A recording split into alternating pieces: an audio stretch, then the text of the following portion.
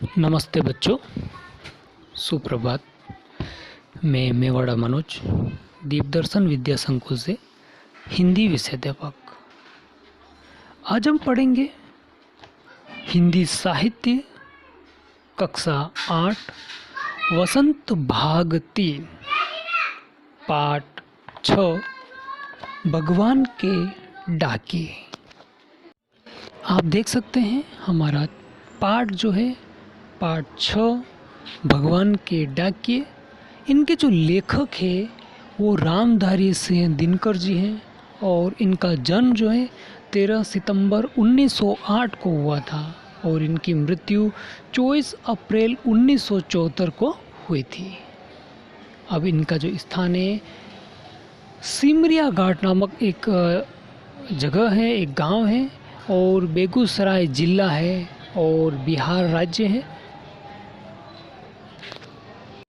हमारे इन लेखक का जीवन परिचय हम पहले वाली वीडियो में पढ़ चुके हैं, लेकिन एक बार फिर से हम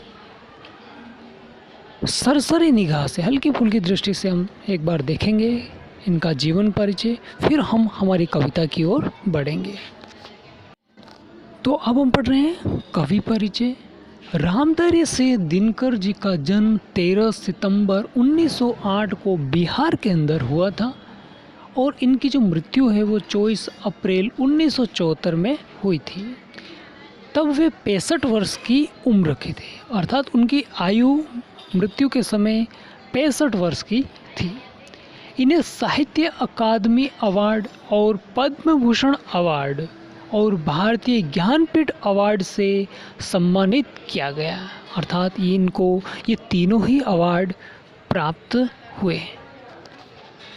अब हम हमारे कवि रामधारी सिंह दिनकर जी की मुख्य रचनाएं कौन कौन सी हैं, मुख्य कृतियां कौन कौन सी हैं वो देखेंगे। इनकी प्रमुख कृतियां हैं रेती के फूल, उजली आग, कुरुक्षेत्र, उर्वशी आदि तथा कविताएं जो हैं इनकी दिनकर के गीत, हारे की हरि नाम, आत्मा की आंखें आदि, ये इनकी कविताएं हैं।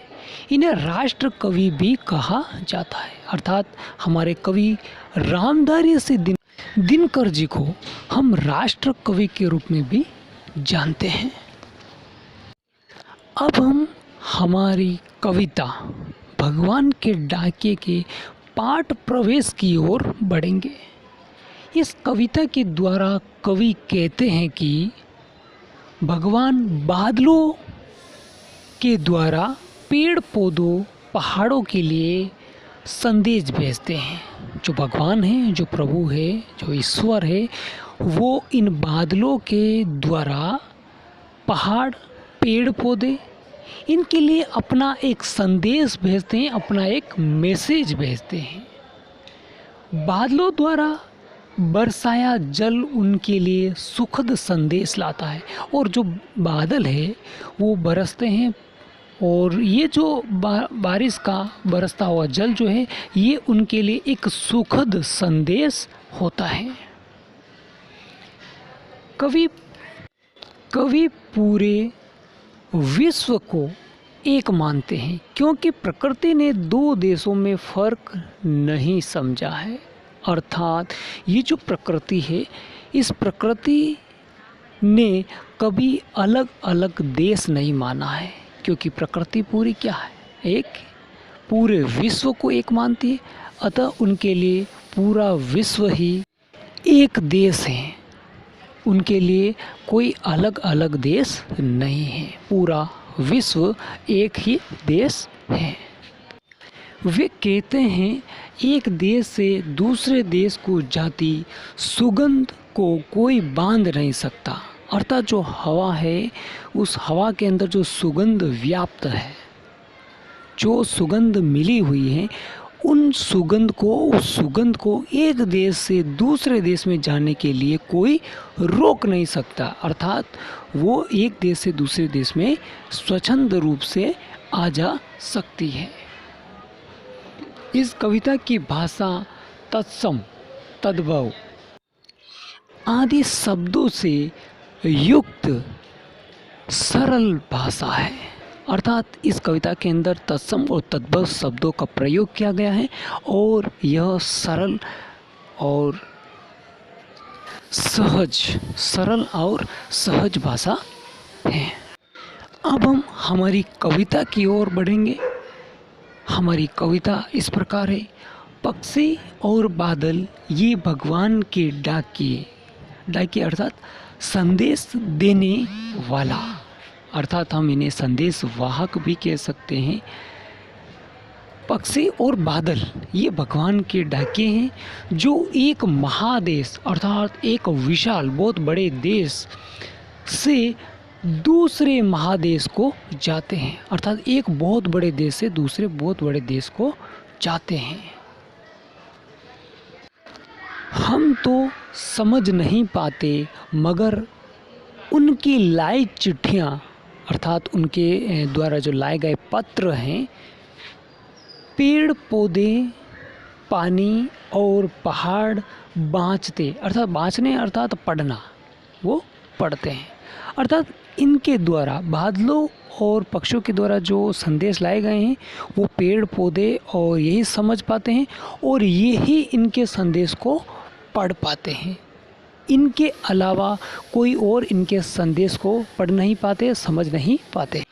अब हम हमारी कविता की इन पंक्तियों की व्याख्या करेंगे, इनका भावार्थ पढ़ेंगे, इनका अर्थ पढ़ेंगे कि कवि जो है हमारा रामधारी सिंह दिनकर जी इन पंक्तियों के द्वारा इस कविता के माध्यम से हमें क्या समझाना चाहते हैं, इनके भाव क्या है, वो अब हम पढ़ेंगे।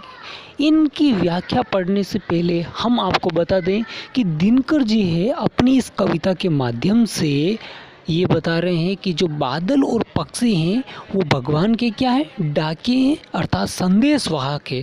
वो भगवान के संदेश को लाते हैं और पेड़ पौधों को देते हैं और इनका जो संदेश है वो कोई और समझ नहीं पाता है, इन्हें और कोई पढ़ नहीं पाता है। सिर्फ इनके संदेश को कौन समझ पाते, पेड़ पौधे, और वो ही इनके संदेश को पढ़ पाते हैं। इनके अलावा कोई और नहीं इन्हें समझ पाते हैं और नहीं इन्हें पढ़ पाते हैं।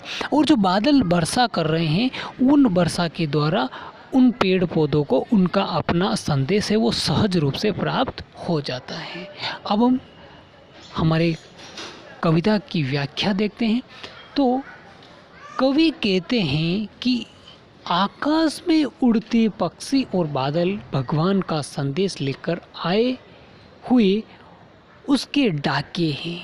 जैसा कि हमने पूर्व में बताया कि जो बादल है और जो पक्षी हैं वो क्या है, भगवान के डाके हैं, भगवान के संदेशवाहक है। और हमारे कवि बता रहे हैं इन पंक्तियों के द्वारा, इन कविता की पंक्तियों के द्वारा कि जो भगवान है, जो ईश्वर है, उनका संदेश लेकर के आए हैं। कौन आए? पक्षी और बादल। जो आकाश में उड़ते हुए पक्षी और बादल भगवान का संदेश लेकर आए हैं उसके अर्थात अब वो जो संदेश लेके आ रहे भगवान के, तो वो क्या कहलाए हैं, डाकिए कहलाएंगे। तो वो क्या है, भगवान के डाकिए। इसीलिए इस पंक्तियों के द्वारा इन कविता का हमने हमारे कवि ने नाम क्या रखा, शीर्षक क्या रखा, भगवान के डाकिए।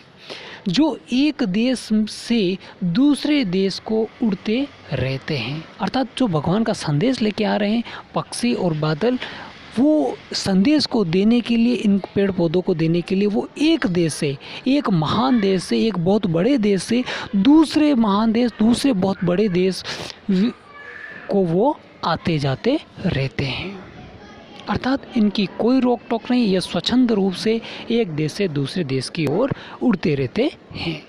इन डाकियों का संदेश हम समझ नहीं पाते, किंतु जिसके लिए हैं वे समझ आते। अब देखिए कवि कह रहे हैं कि ये जो संदेश हैं ये हम नहीं समझ पाते, जो भगवान संदेश भेज रहे हैं बादलों और इन पक्षियों के द्वारा, वो संदेश हम लोग नहीं समझ पाते, हम इंसान नहीं समझ पाते, लेकिन ये जिसके लिए संदेश है वो इस संदेश को वो समझ जाते हैं। भगवान बादलों के द्वारा जो संदेश भेजते हैं उन्हें पेड़ पौधे, पहाड़ और जल अच्छी तरह से पढ़ पाते हैं, क्योंकि ये उनके लिए ही होते हैं। अर्थात भगवान जो संदेश भेजते हैं पेड़ पौधों के लिए, ये संदेश हम नहीं समझ पाते हैं, लेकिन वो समझ जाते हैं। कौन? पेड़ पौधे। क्यों? क्योंकि ये संदेश उन्हीं के लिए हैं, हमारे लिए नहीं है। अतः ये संदेश उनके लिए है और इस वजह से वो इस संदेश को समझ जाते हैं। तो कविता की इन पंक्तियों में ये व्याख्या की गई है। अब इस कविता की अगली पंक्तियों की व्याख्या हम अगले वीडियो में पढ़ेंगे। तब तक के लिए धन्यवाद।